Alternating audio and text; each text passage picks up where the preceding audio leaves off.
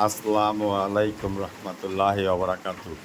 এই যে আমাদের খাই পাটি আজকে চাল এবং ডাল, যেহেতু বৃষ্টি আসছে তাই আমরা এখন খিচুড়ি বসিয়ে দিব।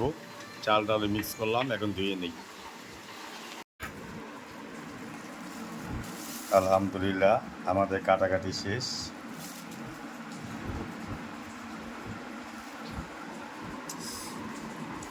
তো আমার ধনিয়া পাতা, কাঁচামরিচ, পেঁয়াজ, আলু, টমেটো, কাঁচামরিচ ও সামনে আছে কি মিষ্টি কুমড় আমাদের খিচুড়ির জন্য।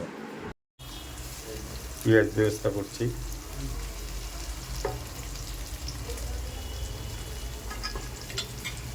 পকেটে ভিজাবো, ইয়ে করতে